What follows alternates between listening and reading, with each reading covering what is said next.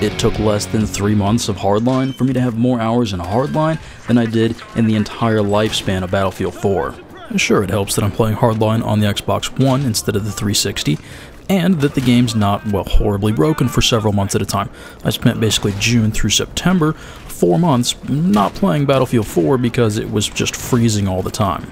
But I don't want to spend this commentary rehashing what Battlefield 4 did wrong. Instead, I want to talk about what Hardline is doing right. The single thing most responsible for all those hours already played in Hardline is how easy it is to get into a game with a squad of friends. Squad Join was eventually added to Battlefield 4, but unlike 3 and 4, Hardline launched with this feature, and it makes it easy to get into a game with a squad of up to 4 other friends. Put you in the same game, same team, same squad. Perfect. But then they run into this issue where there are lots of 2-player private squads.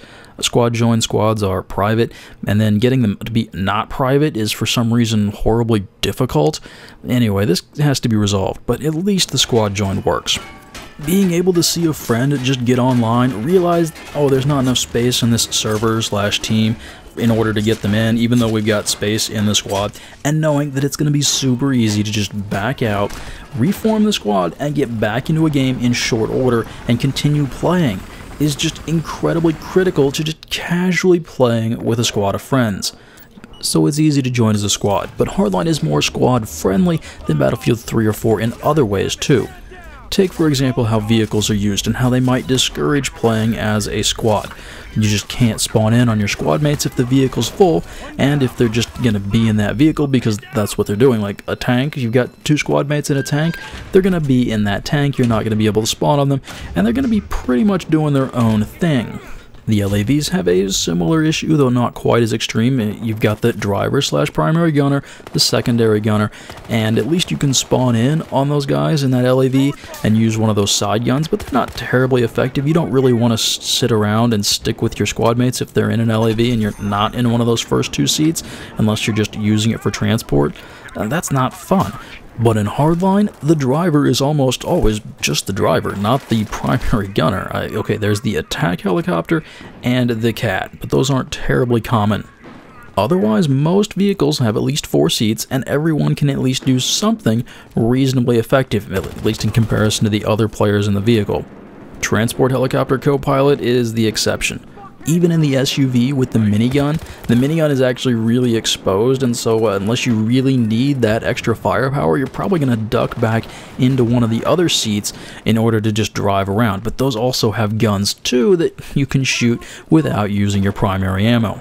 Another thing that really makes the difference is feeling like what I decide to do in-game actually matters. A lot of times in other games, you just run around and you die, and there was nothing, absolutely nothing you could have done, even if you'd had known. Well, in Hardline, a lot of times I feel like there are some giveaways, I can see some things coming, and I can usually do something about it. Whether I'm going after the objective and don't really care if I die, or if I'm just trying to stay alive so that my squad mates can spawn back in on me, I feel like if I make the right choices and play well, I can come out ahead.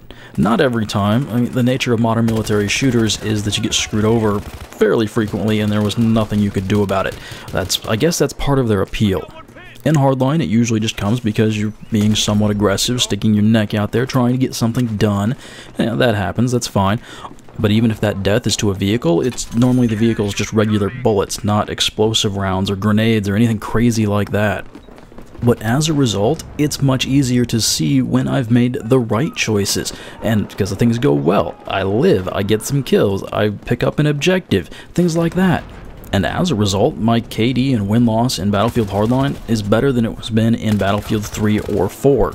Now, I'm never going to go pro, that's not for me. There are plenty of players who are better, but simply for me, these stats are better than I'm used to seeing in a Battlefield game.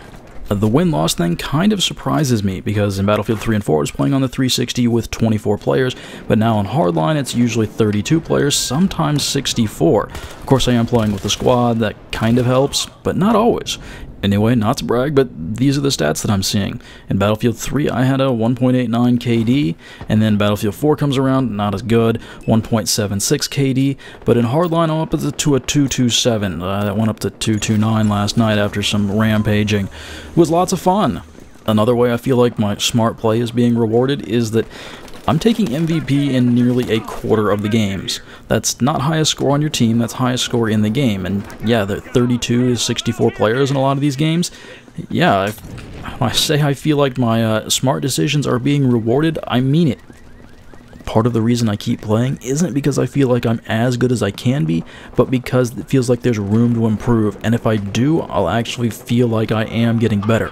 Back in COD 4 and Modern Warfare 2 at times, we just steamrolling teams, going for shutouts, getting them, just stomping all over other teams. 100-game win streaks and such were common, and it felt like, well, I could get better at these games, but I wouldn't really matter because we'd still win just as hard. Hardline doesn't leave me wanting for that. Oh, okay, maybe that's not so true for Hotwire, where you can just end up driving around in circles, but Blood Money and Heist, and even some Team Deathmatch, even though it's kind of crazy and random, all leave me thinking, hey, I could have done even better here.